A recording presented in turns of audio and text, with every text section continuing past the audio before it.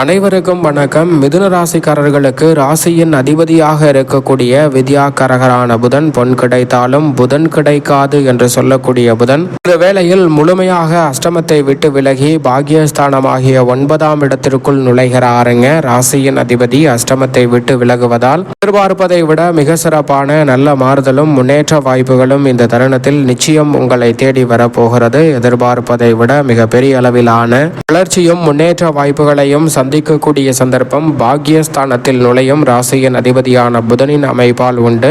9ஆம் இடத்தில் ராசியின் நாதர் வலம் வர போகிறார். எனவே இந்த தருணத்தில் அலைச்சல் சிரமம் கட்டுக்குள் வரும். நினைத்ததை விரைவாகவும் துரிதமாகவும் செய்து முடிக்கக்கூடிய நல்ல வாய்ப்புகள் அடுத்த 20 நாட்களுக்கு மிதுன ராசிக்காரர்களுக்கு மிகவும் சிறப்பாக கைகூடக்கூடிய சந்தர்ப்பம் இந்த வேளையில் உண்டு. தவறவிடாமல் இந்த தருணத்தை பயன்படுத்திக் கொள்வது இரட்டிப்பு நன்மையை ஏற்படுத்தி கொடுக்கும். மேலும் சாதகமாக மாற்றிக்கொள்ள மிதுன ராசிக்காரர்கள் பொன் கிடைத்தாலும் புதன் கிடைக்காது என்று சொல்லக்கூடிய புதன்கிழமை விரதம் இருந்து அருகாமையில் உள்ள பெருமாள் சன்னதி சென்று தீபம் ஏற்றி வழிபாடு செய்யுங்கள். இரட்டிப்பு நன்மை உங்களை தேடி நிச்சயம் வரும்.